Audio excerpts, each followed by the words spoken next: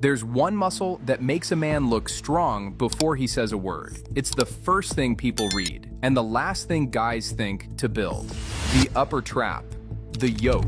That ridge of muscle from the base of your skull out to each shoulder point. When it's built, your entire frame changes. The neck looks thick, the shoulders look connected, and everything reads like one solid structure. In a t-shirt, a suit, a hoodie, doesn't matter. The yoke does three things in your body: mass, stability, and force transfer. You can't build all three with one exercise, and that's what separates a real yoke from a flat one.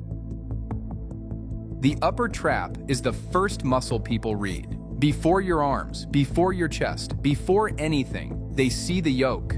Look at where this muscle sits. It runs from the base of the skull, fans out across the top of both shoulders, and creates the entire slope from neck to shoulder. That slope is what separates a frame that looks powerful from one that looks narrow, at the exact same body weight. When it's dense and thick, a man looks like he carries weight for a living. That's the read. Not he works out, not he's in shape. He looks like he does something hard. That communicates before you open your mouth, from across a room, in any clothing. And the reason guys who've trained for years still have a flat yoke. They've been doing shrugs, lightweight, bouncing up and down, few sets tacked on at the end of back day. The upper trap doesn't respond to that. It's built for endurance under heavy load. It evolved to carry things: long distances, serious weight, and sustained effort. It doesn't grow from reps. It grows from time under load. You build density with one move. Farmers carry. Grab the heaviest dumbbells you can hold and walk. Slow steps, tight core, shoulders packed, not shrugged up, just locked in position. 30 to 40 seconds per set. When that gets comfortable, go heavier, not longer. Tell me in the comments, did you ever train traps directly, and did it change anything? Every time you press overhead, one muscle holds the shoulder in place. If you've never loaded it directly, you're leaking power on every rep. A guy with a strong yoke pressing overhead, the shoulder sits on a shelf, locked, clean. You can see the stability from the outside. The weight goes up in a straight line and nothing drifts. A guy without it, the shoulder blade floats, the weight wobbles, and it looks unstable because it is unstable. That's the visual difference and the performance difference. The upper trap is the anchor point for the entire shoulder girdle. When you press a dumbbell overhead, the shoulder blade has to rotate and stabilize at the same time. The trap is what controls that rotation. When it's strong, every overhead movement is more powerful. When it's weak, the shoulder drifts under load and force leaks out of every press. You train stability with one move: dumbbell hang clean to push press. Two movements in one, and the catch is where the trap does its real work. Start at the hips, explosive pull, drive the dumbbells up. As they hit shoulder height, catch them. That catch, that split second where the weight reverses direction, the trap absorbs all of it. It's stabilizing under force that's moving fast, not just sitting still.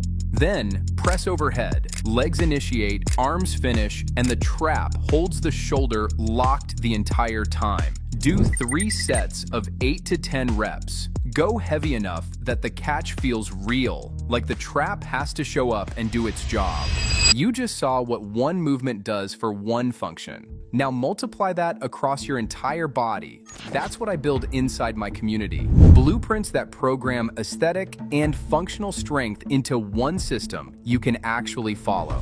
The community is moving right now. Blueprints dropping, challenges running, guys putting the work in together. If you're done figuring it out alone, come be part of it. Link in the description. Fighters have the yoke. Wrestlers have it. They never touch a shrug. Every movement they train forces power through the trap. The upper trap is where force transfers from the lower body into the upper body. A punch, a throw, a slam. The power chain runs legs, hips, core, and then into the traps before it reaches the shoulders and arms. The trap is the bridge between the two halves of your body. When it's built, everything moves as one connected unit. You can see it, the way a fighter throws a punch, and the force comes from the floor. When it's underdeveloped, power dies at the neck. The legs generate force that never reaches the hands. This is why shrugs never built the yoke anyone actually wants. Shrugs don't ask the trap to transfer anything. They just make it twitch up and down in isolation. No force chain, no connection to the rest of the body. You train force transfer with one move, dumbbell alternating snatches. Force starts at the floor and ends overhead, and the trap is the transfer point. Hinge at the hips, pull hard, and drive that dumbbell from below your knees to full lockout in one clean movement. The trap fires fast on every rep, absorb the pull, redirect the force, stabilize at the top. Each side works independently, nowhere to hide. Do 4 sets, 5 reps per arm, explosive. The trap learns to transfer force by actually transferring force. 3 functions: visual mass, shoulder stability, force transfer. One muscle running all of it. And now you know how to actually build it instead of bouncing a pair of 30s up and down, wondering why nothing changed. If you want to build your frame in every direction, not just one muscle at a time, that's what the community is for. Full training blueprints every week, ready to follow. Come check it out. Link is in the description.